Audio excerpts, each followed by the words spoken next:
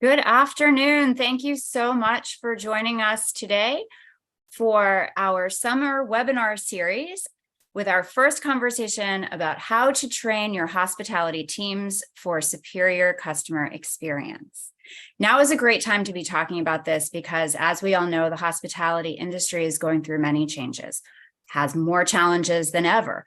And we'll talk about what some of those challenges are and our path to solve them. But before we do that, I'd like to introduce myself. My name is Elizabeth Eames. I'm the CMO here at the Petrova Experience, and it is my great pleasure to introduce you all to our CEO and founder, Liliana Petrova. Liliana Petrova, CCXP, is the founder and CEO of the Petrova Experience, a certified MWBE and a boutique international customer experience firm that works with clients in transportation, travel and hospitality, healthcare, education, and the nonprofit sectors. Ms. Petrova pioneered a new customer-centric culture that energized more than 15,000 airline employees as the former director of customer experience at JetBlue Airways. Future Travel Experience and Popular Science awarded Liliana for her JFK Airport lobby redesign and facial recognition program. Ms. Petrova, who holds an MBA from New York University Stern School of Business, is committed to creating seamless experiences for customers and greater value for brands. Today, we're talking about how brands can get that value through an intentional focus on hospitality. Liliana, please tell us a little more about your hospitality roots and why you believe a hospitality mindset is the critical differentiator for customer experience. Thank you, Liz. First, thank you for having me today here. I'm so excited to be here and share our wisdom with the group here. My hospitality roots, I actually think, started in my middle school. I was visiting a family friend in Eastern Europe in a resort town by the Black Sea. And I used to be there kind of like the fly on the wall when they were serving all the tourists coming to visit the resort. And I remember being so fascinated by how much we were part of their experience. How for us, kind of like them coming to dinner was an operational situation where we just kind of had all these people come and go. But for each one of them, this was a very unique moment that contributed to their overall experience. And I think when I came to the US, I carried that little seed of hospitality in me. But then to make things more fun, my first job in the US was in a casino in Atlantic City as a food server. So that connection was very, very palpable for me to see how here that hospitality approach is even more involved and more comprehensive.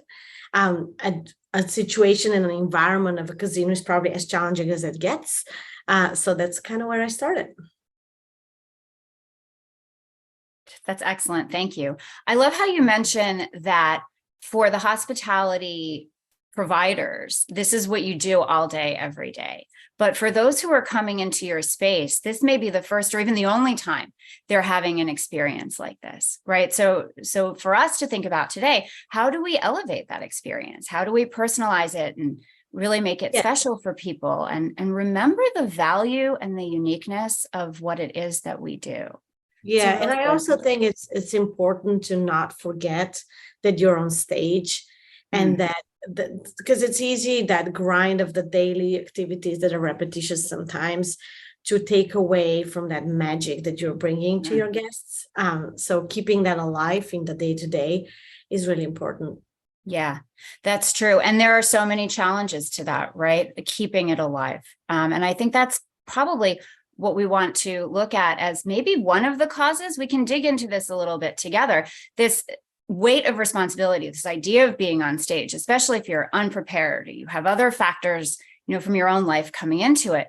Maybe that's part of, along with COVID and all the other issues we can get into, maybe that's part of what's causing the statistics we're seeing in our industry, right? 45% of frontline workers who are planning to leave their current jobs, and 57% of them saying that that decision is a result of burnout. What's your take on that? Why do you think we're at this moment, and what can we do to get past it? Yeah, I think it's a little bit of a self-fulfilling prophecy. The burnout comes from the fact that the teams across our hospitality are really understaffed right now.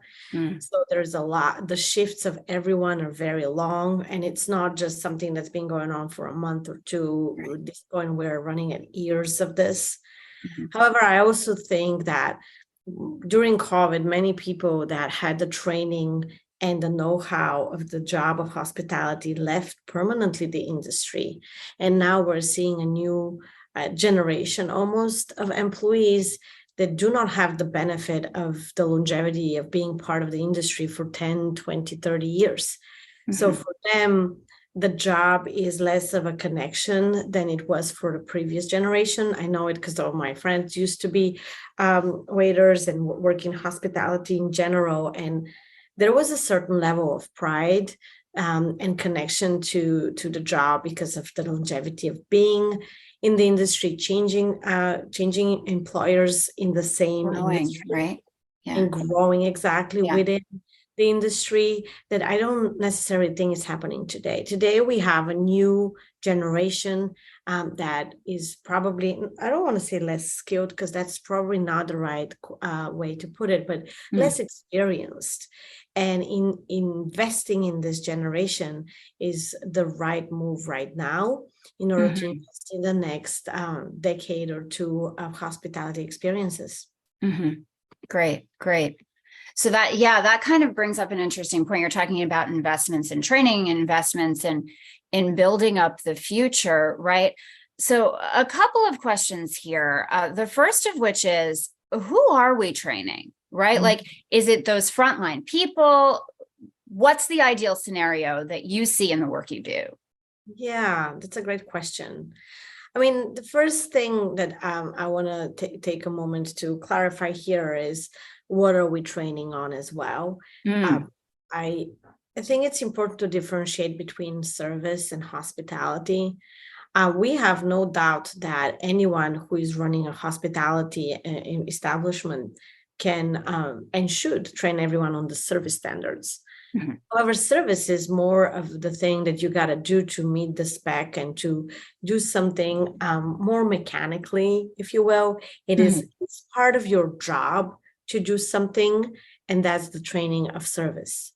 When we talk about hospitality, this is a training of the going above and beyond, of being seeking ways to connect with your guest, mhm. seeking a ways and thinking proactively about the needs of your guest without without that person even mentioning what they need.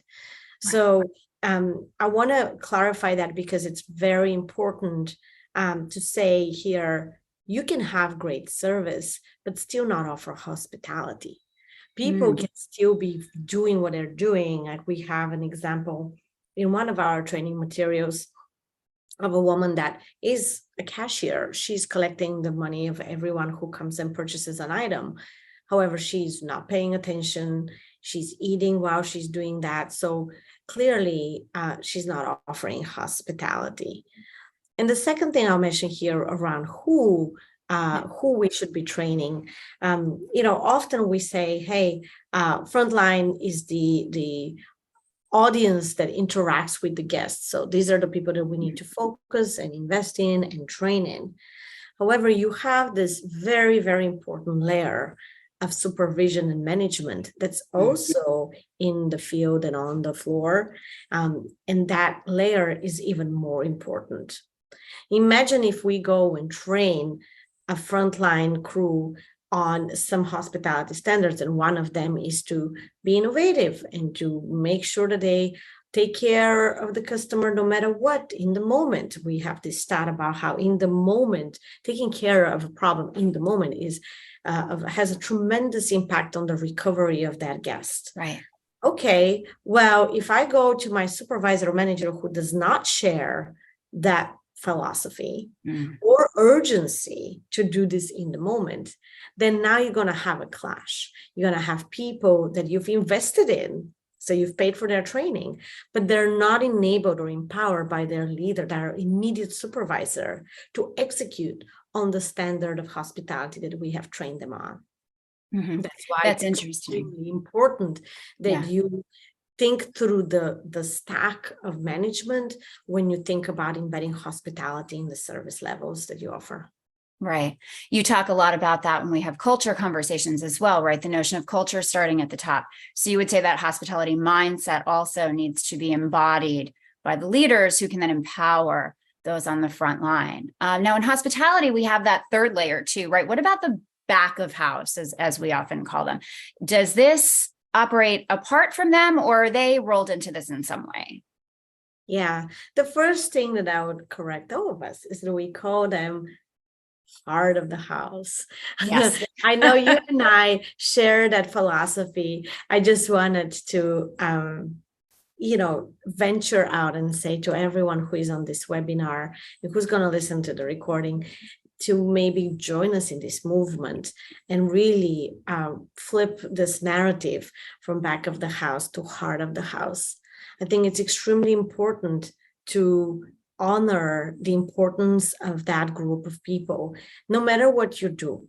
If you're in a hotel, if you're in a resort, if you're in a restaurant, any entity that offers hospitality services to their guests has a whole layer of people that are not directly interacting with the guest on a day-to-day basis. However, they're the engine. They're the hum in the back. They're the blood. They're pumping the blood, in the organization. Without them, there is nothing. Imagine just somebody who's not cleaning a room on time.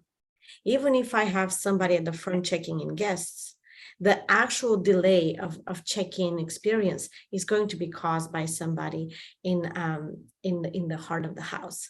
Think of a meal that's not done by specs, or think of supply chain issues. I will never forget there was one incident. I would call it incident because I was pretty shocked. It was a Manhattan restaurant 20 years ago that said they don't have bread. Well, for those who have been in Manhattan, they know that there is absolutely no way that could happen. You cannot be a certain class of a restaurant and not offer bread or not have enough bread. But more so, nobody was empowered to go and buy bread, right?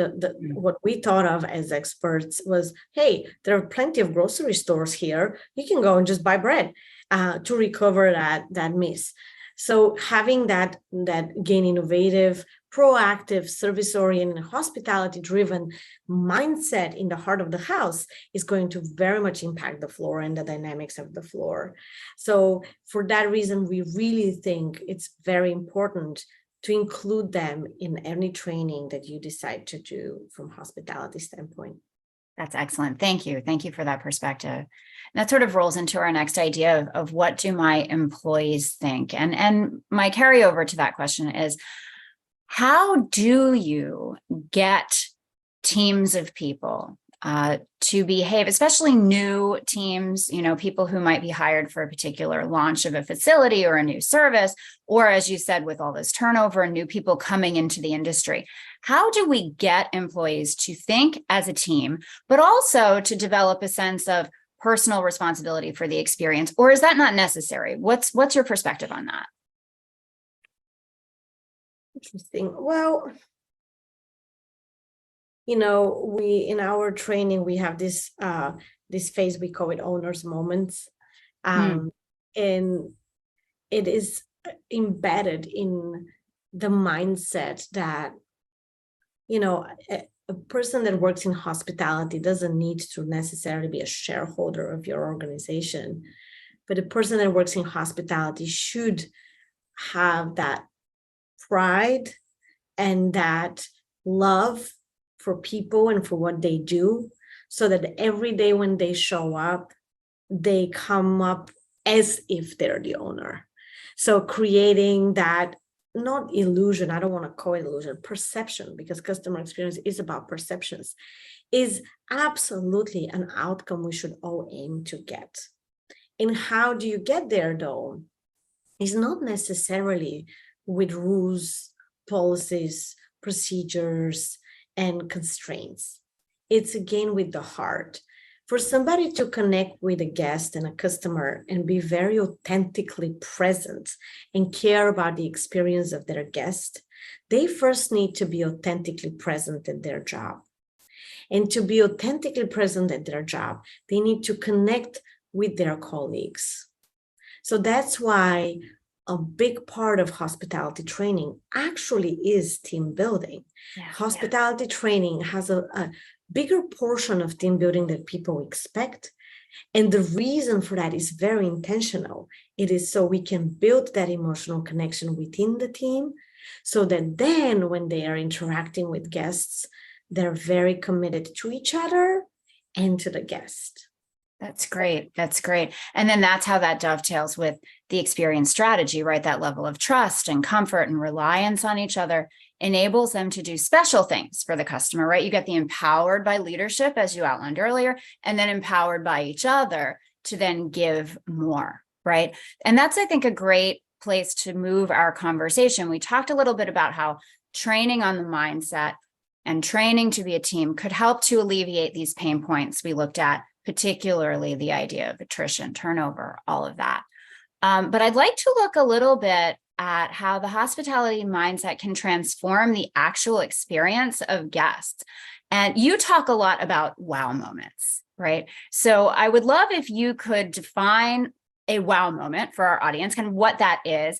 And then secondly, what's something from your background that you can point to as a game-changing wow moment, maybe from your tenure at JetBlue? Yeah, sure. Well, yeah, I love the wow moments because psychologically it is such a good ROI. So my brain is like half psychology, half I just love people. And there is 1/3 that's definitely finance, because I spent a lot of time in finance. And what I love about the concept of wow is that with intentional investment in metered and timely micro experiences, you can create memories that can even not take away, but almost give you permission to not be ideal and not be perfect. And the other thing that I love about the concept of wow moments is when people hear wow moments, they always think, oh my God, I got to spend so much money. Oh my God, what does she want me to do now? And the funny thing is, wow moments don't have to be that expensive. They are just notices of respect and acknowledging a person's emotion, matching them where they are emotionally. One of my favorite wow moments is something we did in the business class in JetBlue. Every time you fly in the business class of JetBlue Airways, at the end of the flight, you get a little card that is handwritten from the crew that has served you, saying something about you. So they are actually trained to listen, back to being present and listened, so they know where you're going, something about the purpose of your trip or what's happening, so that when they write it handwritten, not typed, it is timely, real, authentic, and within your specific trip. Why I love this is because you can travel 5 times as a business customer, and you're still going to have a new experience. And all it cost was the card and a couple of pens. Yes, there is also training involved, right? Because otherwise that would not actually be used. There are plenty of companies that have these tools and they don't use them properly. So there is that investment as well. But the concept of wow was embedded intentionally in the design of the service and the hospitality standards, and it is very much maintained. I love that. That's a great example. Thank you. And for the folks on the call, if you've seen any wow moments on your front lines, we'd love for you to drop that in the chat. We always like hearing about special moments like that. And I love your point, Liliana, that it brings together everything, the mindset, the training, right? The support from leadership. That's a significant investment in many zones, but it is not necessarily a significant monetary investment. So for those of you who are advocating for these kinds of transformations, with organizations like ours, remember, focus on the value and explain that investment has many layers. Yeah. Excellent. We'd love to open the floor up to some questions. I know we have a few that people sent in advance, so maybe we'll start with those, and then for our friends on the call. Before we go, I just want to say one more thing that I think is important. The only thing I would say is that the hospitality standards at the wow moments, to be living through generations of employees, there needs to be continuous commitment to hospitality training. When I talk about JetBlue, for example, it's 2023. We launched in 2016, I want to say, or 15. We're talking about years and years of continuous training that's embedded. I highly doubt it's, yeah, you will have the same crew, but there are also many new hires in the last 6-7 years. So it's not one and done. I think that's important to know as well. That's an excellent point. In general, do you have a particular framework for the frequency of hospitality training, right? Like people always think about it right at the beginning of a launch, but what's the ideal to develop, maintain, sustain this mindset? Well, I don't think it's just the beginning of launch. I think there is, if you see, I mean, the maturity of being customer driven, it has a long curve, right? So first you got to listen to the customers. If you don't, that's the first thing I would recommend to do. But then once you do hear them, if there is a deterioration in the feedback, that's perfect time to launch an actual committed training program. And then to have a curve around that. There is recurring training that can happen once a year.